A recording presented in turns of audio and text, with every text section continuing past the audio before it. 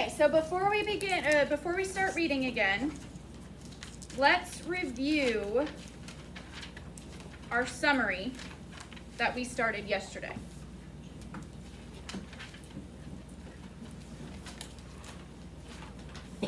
So, what happened first? What was the first important event from our story? Zari. The narrator shows Winn-Dixie how to look through the window, and then Miss Franny thought he was a bear. Good. The narrator taught Winn-Dixie how to look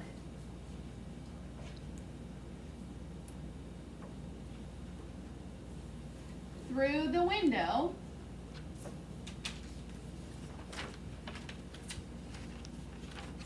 and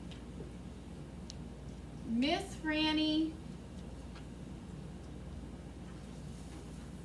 thought he was a bear. Okay, what happened next? Ethan.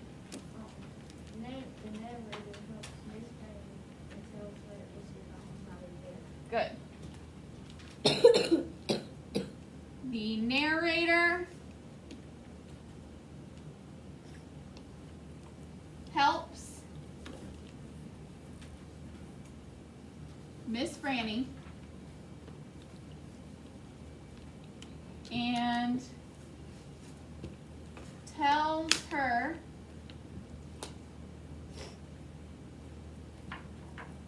Winn-Dixie is a dog, not a bear. And then what happened? Aaron. Miss Franny asked her father for a library and he built it for her. Miss Franny asked her father for a library and he built it for her. Okay, and that's where we left off yesterday. Go ahead and open your textbook to page 552.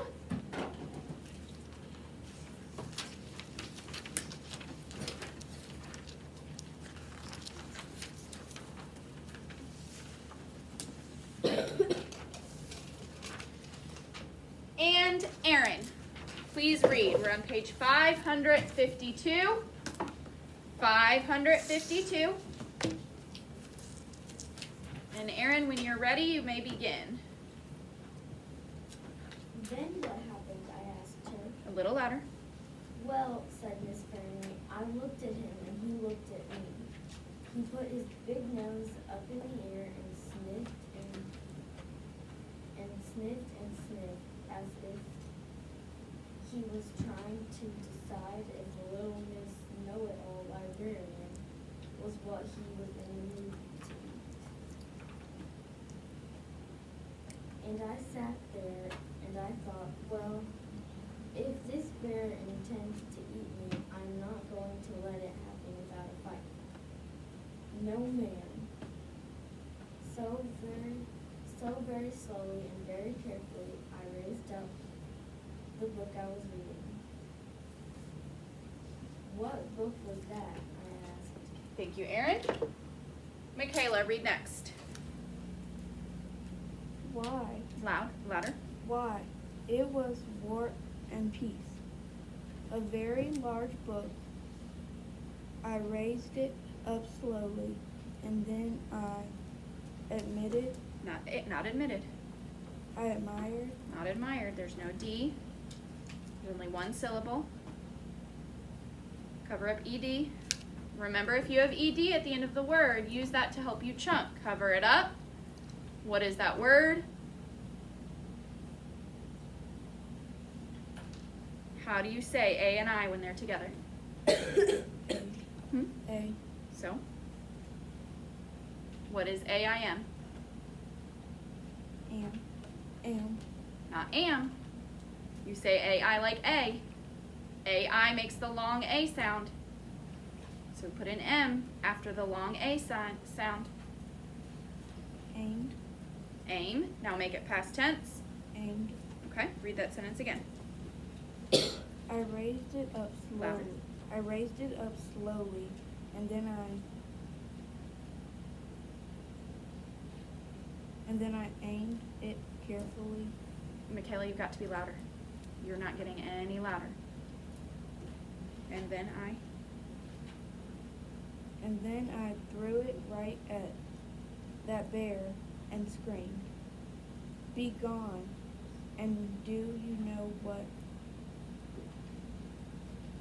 "No, ma'am," I said. He went, louder. "But this is what I will never forget." He took the book with him.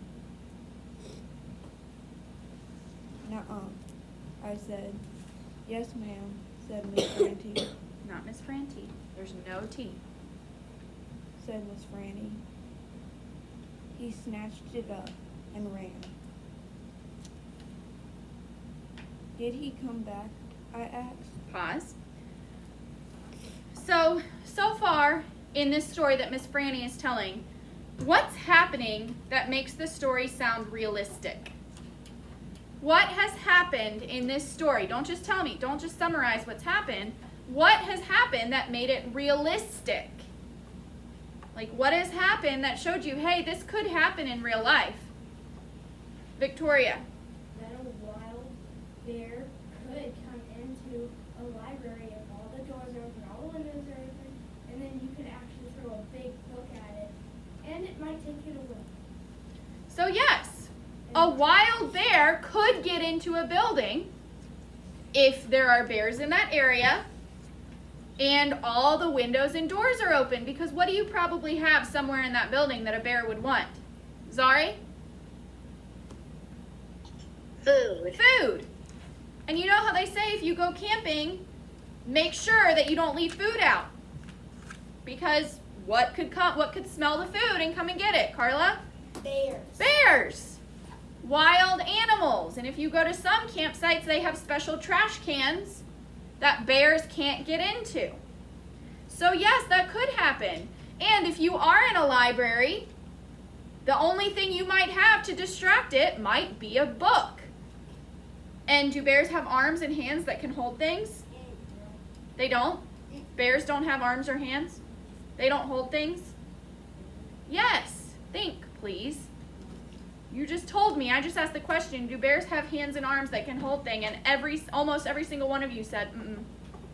So you're telling me that bears don't have hands or arms.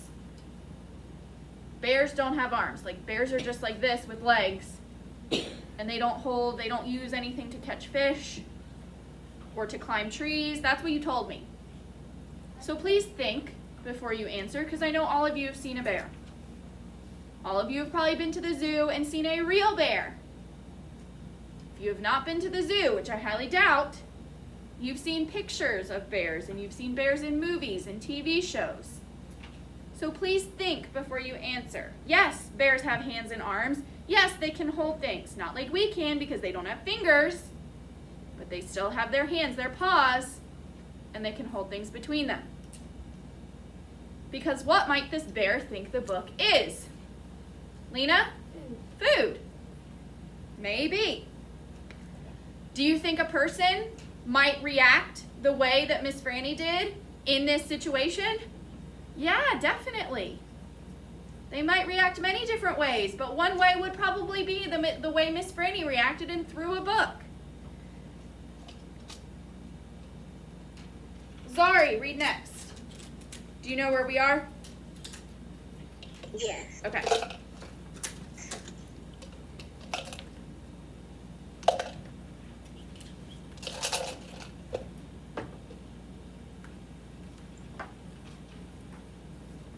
No, I never saw him again.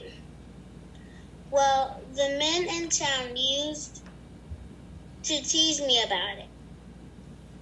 They used to say, Miss Fanny, we saw that bear of yours out of the woods today. He was reading that book, and he said it sure was good, and it would be all right if he kept it for just another week.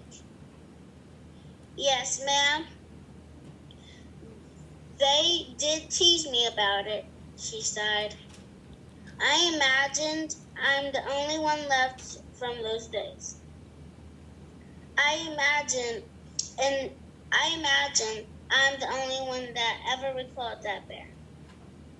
All my friends, everyone I knew, I was young. They're all dead and gone. Pause. How can we summarize the story of Miss Franny and the bear? That story's pretty important, right? That seems to be the main part, the main reason for this story being told. It was the main reason for thinking that she thought Winn-Dixie was a bear. It was the main reason that the narrator had to help Miss Franny and reassure her, make her feel better that it was not a bear. Well, we had to know about the library so we know where she was when this bear came. So let's summarize the story of Miss Franny and the bear in one sentence. Who can summarize the story of Miss Franny and the bear in one sentence? Please make sure you're paying attention. You should not have pencils or anything in your hands at this point. I wish that everyone would try. How can we summarize the story of Miss Franny and the bear in one sentence? Cullen? The bear came in and took the book from Miss Franny. Did the bear take the book? Oh, she threw the book at the bear, and then the bear... Well, why did she throw the book? Let's include her feelings and what happened in the same sentence. Lena. A bear walked in, and Miss Franny got scared, so she threw a book at it. Okay. A bear came into the library and scared Miss Franny, comma, so she threw a book at it, and then what happened? The reason the men were teasing her about the bear needing an extra week with the book. Zari, what can we add to that sentence to tell why the men teased Miss Franny about the bear needing to keep the book another week? They teased her because So we're adding to this sentence. I'm not asking a new question. We're adding to this sentence. A bear came into the library and scared Miss Franny, so she threw a book at it. and took the book with him. Miss Franny took the book? Says so And the bear took the book with him. Good. So she threw a book at it, comma, and the bear took, we'll say it. Because we know it refers to what? It is a pronoun that replaces what in this sentence? Zadie.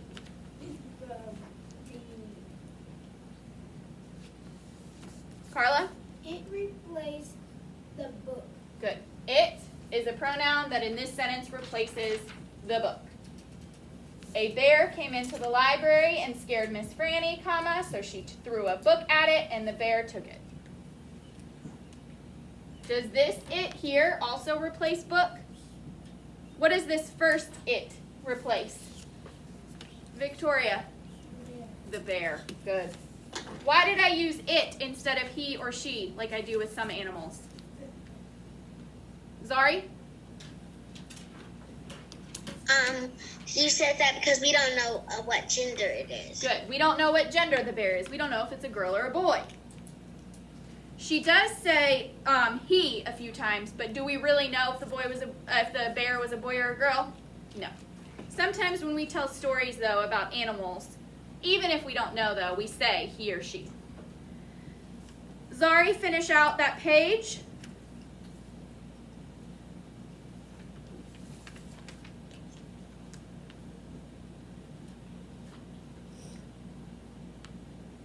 She sighed again.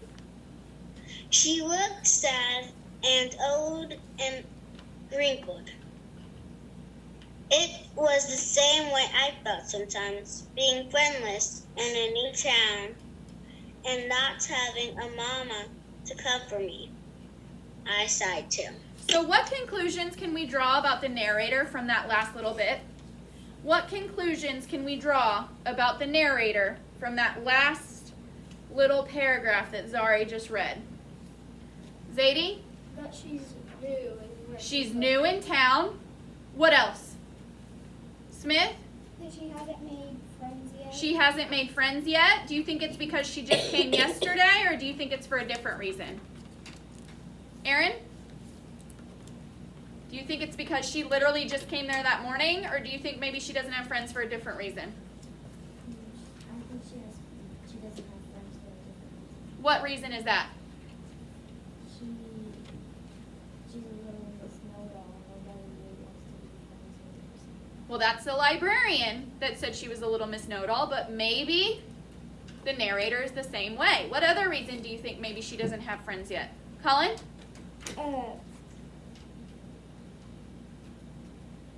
I was going to kind of say close to Aaron. Okay. Victoria? She hangs out with an old lady, and she probably just studies for her school, and she goes to the library a lot and spends some time at the library. Okay. And if she made a friend, they wouldn't probably want to do that. They would probably want to hang out with the dog or play at their house. Okay. So Victoria thinks it's because she's different than other kids. The other kids want to play, and she wants to go to the library. Very good. What last conclusion can you draw from that paragraph? She's new in town.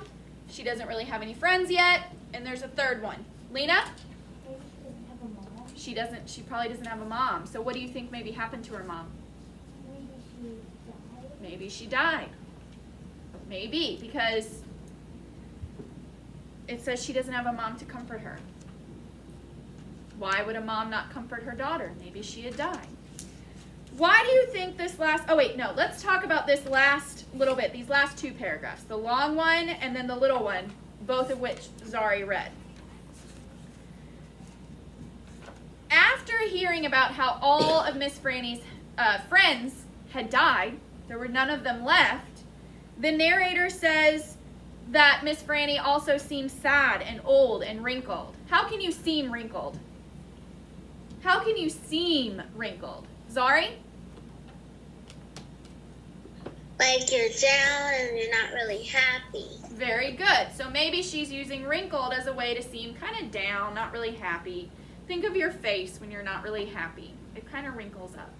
Also, she's old, so she's literally wrinkled. So it can mean literally wrinkled, but also just kind of sad. She said that because she's old and friendless, and she doesn't have a mother. Because if all her friends are gone, well, her mom's probably gone too. So now the author is probably using those things. Okay, Carla, put it on my desk. Every time I look up, you're not listening, you're focusing on that. If you have to just get all of your things from my desk every time, then we'll do that. I've already asked you once, so I asked the class to put it away, and you did not pay attention. So the author is probably trying to show that the narrator and this old lady are similar. Do they look similar? Do you think people would think just by that an old lady and a young kid would have things in common? No. But the narrator is trying to show that yes, even though they are very different people, at very different points in their lives, they are similar.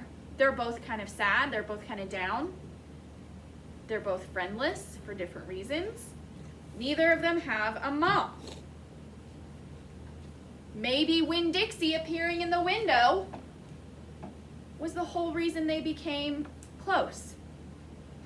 If he hadn't shown up in the window, they would have never had this time to talk and to bond and to figure out that they're really the same deep down. Zari, now's not the time for that. Please put that away.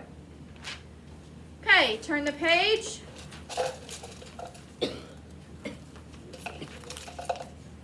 Victoria, read next. Loud and slow. Winn-Dixie raised his head off his paws and looked back and forth between me and Miss Franny. He sat up then and showed Miss Franny his teeth. Well now, look at that, she said. That dog is smiling at me. It's a talent of his, I told her. It's a fine talent, Miss Franny said. A very fine talent. And she smiled back at Winn-Dixie. We could be friends, I said to Miss Franny. I mean, you and me and Winn-Dixie. We could all be friends. Miss Franny smiled even bigger. Why, that would be a grand, she said, just grand. So, who can tell me in one sentence, who can summarize how Miss Franny, sorry, I already asked you once to put that away. Please don't make me ask again. Who can summarize in one sentence how Miss Franny and the narrator become friends, or why they become friends? They are very different. One's an old lady, one's a young girl. One has been living in this town forever and ever and ever. One is brand new. How do they become friends, or why do they become friends? Lena. They become friends because Winn-Dixie jumps in the window and they had like a time. Okay, it sounds like you're about to summarize the entire story in one very, very long, way too wordy sentence.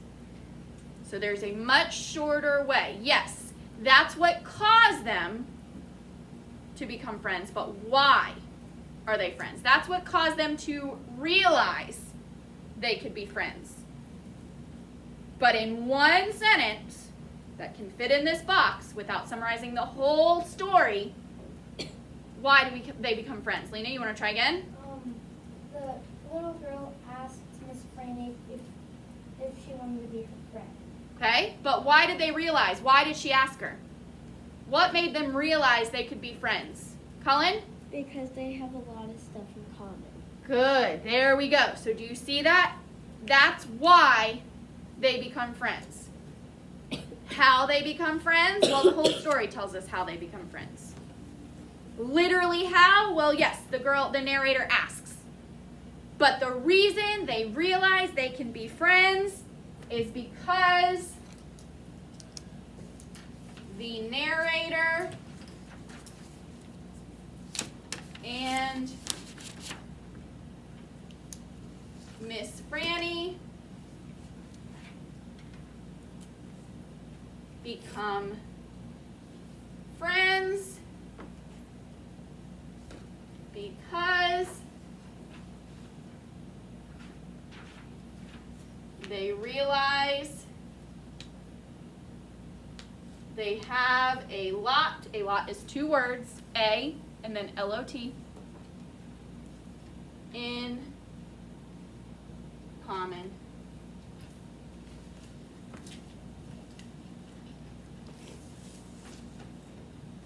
The narrator and Miss Franny become friends because they realize they have a lot in common. When you have a lot in common with somebody, you understand that person. You know why they feel certain ways. You know why they are the way they are. So a person you have a lot in common with is a good friend to have, because then they know why you act the way you act without having to ask you. Yes? Winn-Dixie looks like my grandfather's dog.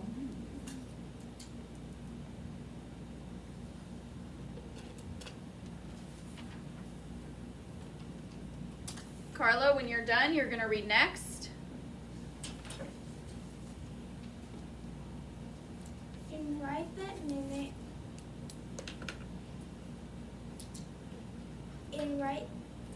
that minute, right when the three of us had decided to be friends. Wait, the three of us? I thought there was only two of them. Who's the third? Smith? Winn-Dixie. Winn-Dixie. Good. He should come marching into the Herman W. Block Memorial Library, but old bitch face Amanda.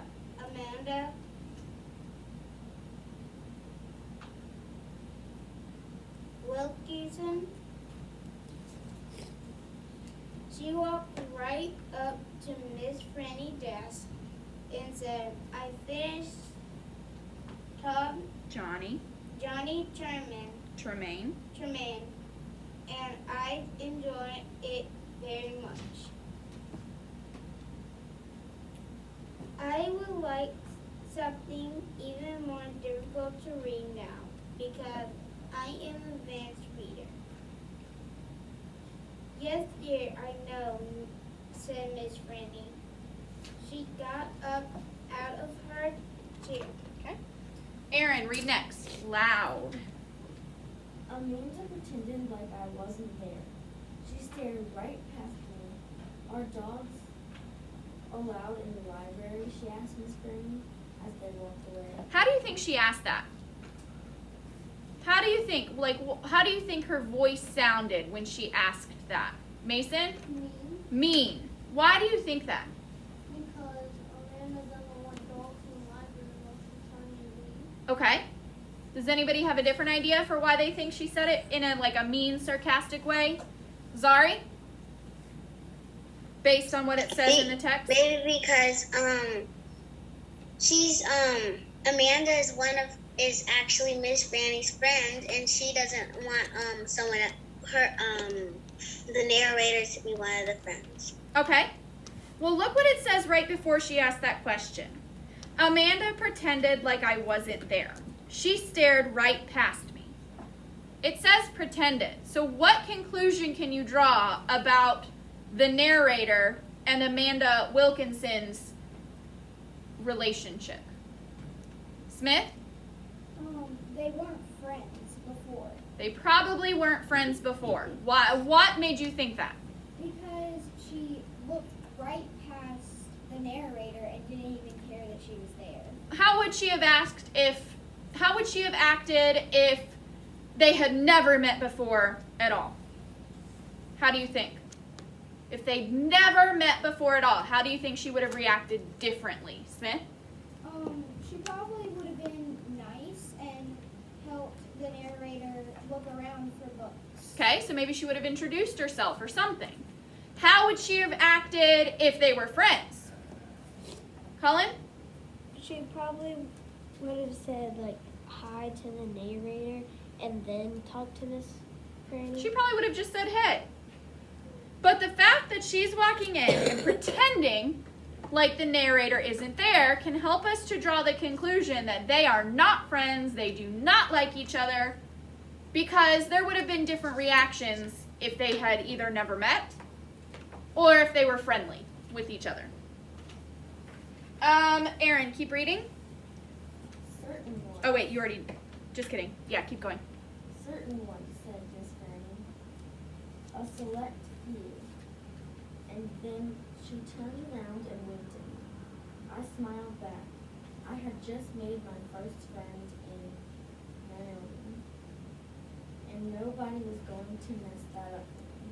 Not even old pinch-faced Amanda Wilson. Good. we actually have time to read about the author.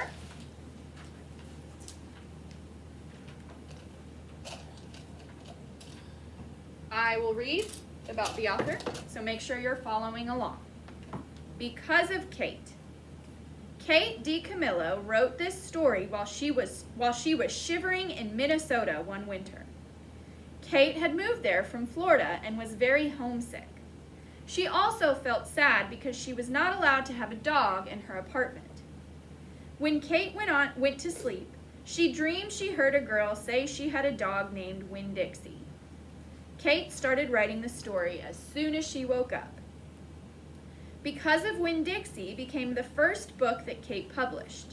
It won a Newbery Honor, which is one of the most respected awards a children's book can receive. She is also the author of The Tiger Rising and of The Tale of Despero, being the story of a mouse, a princess, some soup, and a spool of thread, which received the Newbery Medal in 2004. When Kate wrote Because of Winn-Dixie, she would get up early every day to write 2 pages before leaving for her job at a bookstore. She no longer works at the bookstore, but she still writes 2 pages every morning. And then we have some other books by Kate DiCamillo. You might have seen the movie, There's a movie for The Tales of Despero. There's also a movie for Because of Winn-Dixie, which is where the pictures come from. And I think I have some other books by Kate DiCamillo in like bin 4 or 5, I think. I do have some other books. They're in one of those top bins. I think it's in 4 or 5. That front book in 5 might actually be by her. Ethan, will you look? So if you like this story, Kate DiCamillo has written a lot of books. Do you see the author? It might not be. Now that I'm looking at it, I don't think it is. But it's in one of those bins. So if you like this story, I don't think I have Because of Winn-Dixie, but I do have other books by Kate DiCamillo, and there's definitely books by her in the library. She writes a lot of realistic fiction. Yes? Do you know where we can find Because of Winn-Dixie? Probably in the library. Well, I meant to Oh, watch the movie? I'm not sure. Maybe Amazon Prime, or I don't think it's on Netflix, but maybe Amazon Prime or something. Okay. Yes, Lena. I think it's Amazon Prime because my mom read this story to her third grade kids. And Mhm. I watched the movie. Okay, yeah. So it's probably somewhere. Definitely you could at least probably rent it from Amazon Prime if it's not free. Okay, so let's think about author's purpose. It's realistic fiction, means it's a made-up story that sounds real. Like it has true-to-life details. What do you think the author's purpose was for writing this story, and why do you think that? Carla? I think it was just to inform us, maybe, or to... Well, think of what it means. Think of what the author's purpose to inform is. The author tells us a lot of what when they're writing to inform? information. And facts. Did we have a lot of facts, and did it seem like she was trying to teach us anything? No. Not really. Now, maybe we do learn a lesson from the story, like that we can be friends with anybody, but that may not have been the author's purpose. Just in reading it, we do learn something. Zadie? I think to entertain, because it is a fun book to read, Mhm. because it's there's a lot of things that you wouldn't expect, like a bear coming into a library. Very good. Good. So probably just to entertain, because there's definitely a story about a bear in a library. So I like how you used text evidence in your answer. That's what everybody should be doing. And it just seems like a fun story about a girl that moves into a new town and maybe learns something about herself. Yes, Mason. Do you think a bear can actually go into a library? Sure. If you leave all the doors open and you're in an area where there are bears. And if you have ever had food in the library. Maybe.